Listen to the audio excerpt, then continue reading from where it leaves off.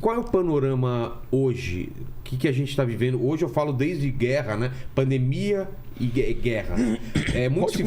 Muito se fala, né, que nos últimos tempos vão ter guerras, rumores de guerras e doenças. E aí a gente fica pensando, por que é essa guerra e não a passada? Não foi a Segunda Guerra Mundial, não foi a Primeira? Porque agora, especificamente, a gente pode estar perto desses últimos tempos? A sua pergunta é muito legal.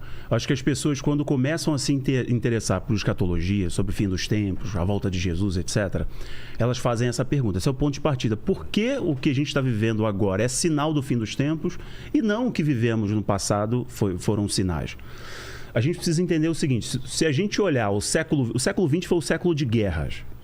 Duas guerras que definiram, inclusive, a ordem hegemônica do mundo. O que a gente vive hoje, resultado direto... Exato, foi definido ali. E a ordem hegemônica influencia a cultura, influencia a economia, enfim, a sociedade é guiada por essa ordem política, ideológica, econômica, etc., financeira. Tanto que o sistema que a gente tem hoje, que de transferência de recursos foi estabelecido no pós-guerra, na Segunda Guerra Mundial, né, o SWIFT, etc. O dólar falado, como moeda principal exato, depois da Segunda que Guerra. ampara essa ordem hegemônica. Exato. O século XX foi o século de guerras.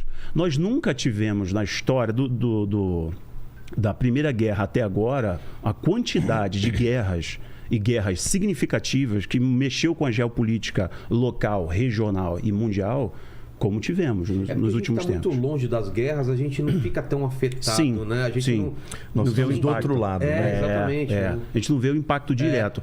Mas nós temos um aditivo, eu acho que quando a gente fala assim, guerra, a pessoa pensa, a guerra sempre teve, Primeira e Segunda Grande Guerra, tiveram guerras na história, etc.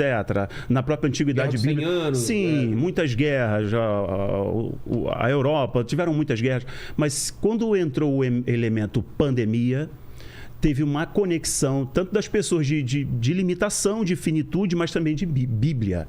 Jesus falou em Mateus 24, né, Marcos 13, Lucas 21, textos clássicos específicos saindo da boca de Jesus no sermão profético, ele sinalizando o que iria acontecer no fim dos tempos. E ele pontuou guerras, rumores de guerras, sinais da natureza, sinais no céu, sinais até no sistema político, sistema religioso, quando ele fala dos falsos mestres, etc. Exato. Então a gente tem hoje uma conjuntura que é inegável de que o mundo está estranho. Quem olha assim, sem ser uma visão bíblica cristã, fala, o mundo está muito estranho. Quem olha com uma visão bíblica, espiritual, fala assim, Jesus avisou que antes seriam eventos que antecederiam a sua vinda. Para quê? Para que as pessoas pudessem se voltar para ele, não para se desesperar, não para gerar um caos psicológico, medo e as pessoas se afastarem, mas que pudessem perceber que aquilo que ele prometeu iria se cumprir. Eu queria pontuar uma coisa aqui também. Só aproximar um pouquinho. Por que é diferente esse momento do momento das outras guerras? A Primeira e Segunda Guerra Mundiais foram guerras extraordinárias no sentido que matou muita gente, mas a Segunda Grande Guerra, ela termina quando a bomba atômica entra em cena. Exato. Quando os Estados Unidos soltaram as duas bombas, né, em Hiroshima e Nagasaki, acabou a guerra. Porque naquele momento eles perceberam que havia um elemento novo que podia destruir completamente os inimigos. Os outros não tinham isso. Hoje, nós estamos num tempo diferente, porque hoje todo mundo tem bomba atômica. Ou pelo menos assim. O mundo pode ser destruído as grandes logo após o final da Segunda Guerra, começou a Guerra Fria. Por quê? Porque tanto os Estados Unidos quanto a Rússia tinham bomba atômica. União Soviética. União Soviética e tal. E é Guerra Fria por causa disso. Guerra Fria porque se guerrear mesmo com arma, acabou o mundo. Eram movimentos daqui, movimentos dali.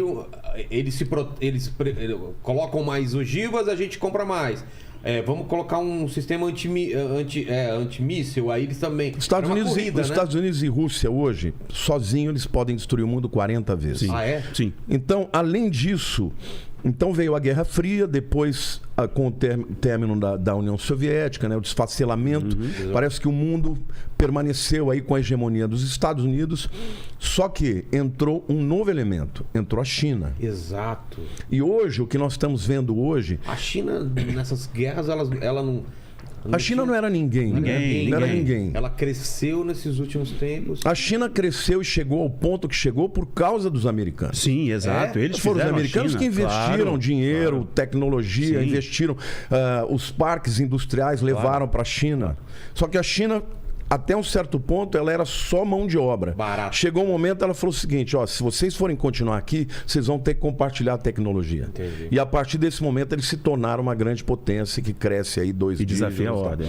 Então, hoje, você tem um barril de pólvora que pode realmente chegar a uma guerra mundial atômica, entendeu? Porque a hora que um soltou uma bomba, o outro solta também. Uma proporção que a gente nunca Não viu. tem, não tem. Tem um tipo de míssil americano que quando ele é solto, ele pode destruir 14 cidades ao mesmo tempo. Míssil? Um míssil. Ele se divide? Ele se divide. Quando a ogiva se abre, ela vai para 14 cidades diferentes. Então, hoje a União Soviética ela tem um míssil balístico transcontinental que voa na estratosfera. Então ele não pode... Satan 2. Satan 2. Ele não pode ser. Sim, sim.